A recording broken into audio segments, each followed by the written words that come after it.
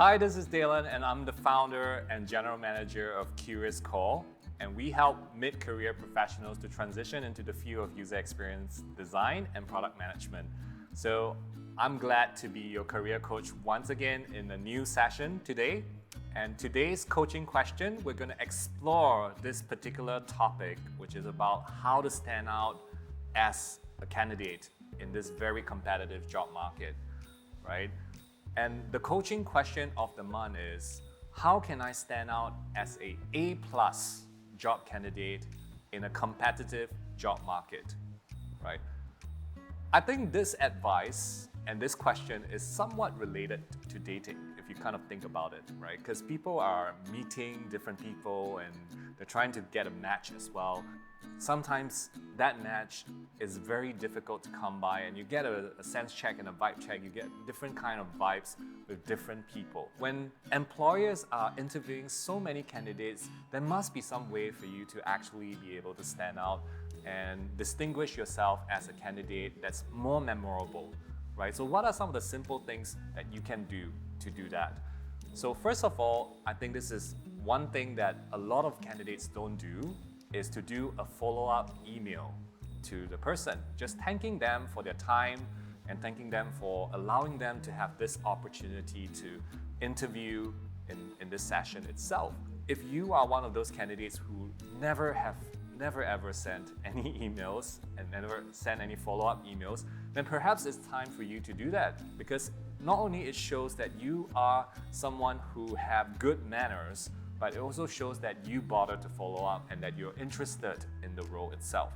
So that's tip number one. Tip number two is actually to investigate a little bit more about the company and influence the people within the company who might be shaping your hiring decisions. Now, how did you and how can you actually do that? I got this advice from a very experienced HR officer working in a large multinational bank.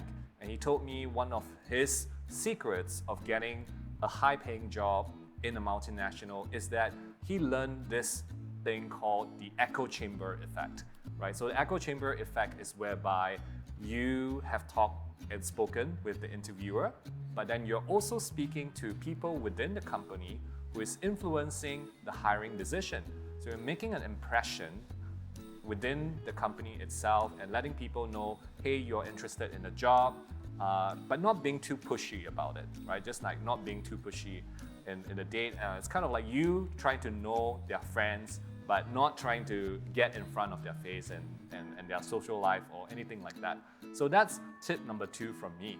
And tip number three from me is actually being a helpful candidate. What do I mean by that, right?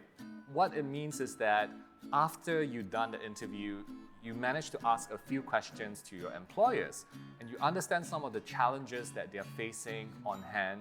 So why not actually do a little bit more research about the industry, do a lot more research about the company, and see how you can actually add immediate value, whether it's actually providing a key critical information or providing your perspective on the things that they should change within the business or within the team, or suggesting how you can add value to the team, right, if you're coming on board itself. So this is actually something that not a lot of candidates do, but I expect that of more senior candidates actually doing that. And the more senior you are in your role, the more people will appreciate this, because it shows that you have your own perspective and you're not just another Me Too kind of like candidate. So that's tip number three. Now, moving on to tip number four is demonstrating flexibility. I've asked and I've interviewed a lot of different candidates, and sometimes candidates can be quite inflexible when they are applying for a job in my company, for example. And what do I mean by that? They will insist that they can only be paid a certain amount, and they are not flexible in terms of the package or the things that we offer them. So when you show inflexibility, no one is able to actually counter-offer you in this case, right? And no one likes to negotiate with someone who is inflexible. So if you do want to demonstrate yourself as a candidate who is more open, who is actually flexible, it actually leaves a better impression because you're leaving room for negotiation as well. So imagine in a dating situation, if you only insist to dine in a specific restaurant, or if you only insist to go for a specific place, that will make you a very, very difficult person to date. So drawing back to the dating analogy, you can draw parallels between the two whereby you can stand out as an A+ job candidate. This is Daylon and this is my coaching question of the month. I hope you found the content helpful and please like and subscribe to our channel if you haven't.